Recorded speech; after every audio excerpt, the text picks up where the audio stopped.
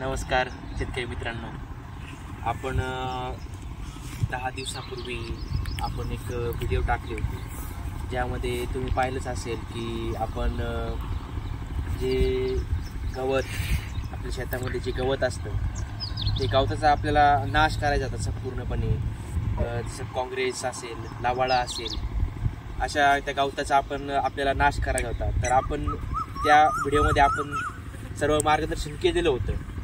तर म्हणून मी आज पुन्हा 10 दिवसानंतर परत एकदा एक व्हिडिओ बनवलेली आहे की आपण पाहू शकता या व्हिडिओमध्ये की कसं गवताचं आपण पूर्णपणे जाळायलं आहे. गवत जवळजवळ 2 एकरामध्ये आपण ही फवारणी केली होती आणि जवळजवळ संपूर्ण 2 एकराचं आपल्याला मी पाहिलं. आता 2-3 दिवसापूर्वीच पाऊस झालेला आहे. काल रात्रीसुद्धा पाऊस झाला आहे. तरीसुद्धा तुम्ही पाहू शकता की गवत एकदम वाळून गेलेलं आहे. तुम्ही असं पाहू शकता की गवताचा पूर्ण नाश झालेला आहे. ह्या पूर्ण मुळापर्यंत आपण ही फवारणी केलेली आहे आणि संपूर्ण गवत जळणार आहे, संपूर्ण गवत नाश होणार आहे, 100% नाश होणार आहे. 21 दिवसानंतर पुन्हा एकदा मी व्हिडिओ बनवेल. पुन्हा एकदा आपण त्या व्हिडिओमध्ये पाहणार आहोत की 21 दिवसानंतर काय रिझल्ट येतोय. सध्या 10 दिवसानंतर मी पाहतोय की गवताचा संपूर्ण नाश झाला आहे.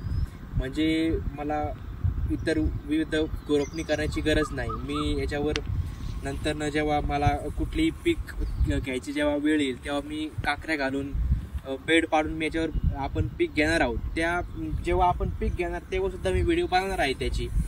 आणि सध्या आपण पाहू शकता की संपूर्ण वावरामध्ये बहुतांश जवळजवळ 70 ते 80% गवत आता संपूर्ण त्याचा जाळ झालेला आहे त्या गवताचा. आणि आपण या साईडलाही पाहू शकता तुम्ही. इकडचं मी दाखवले ते रान तुम्हाला. ह्या रानामध्ये सुद्धा जवळजवळ गवत आता 70-80% गवत त्याचा पूर्ण जाळ झालेला आहे. आणि अजून 21 दिवसानंतर आपण पुन्हा एकदा या बाबतीत चर्चा करू, या बाबतीत व्हिडिओ करू.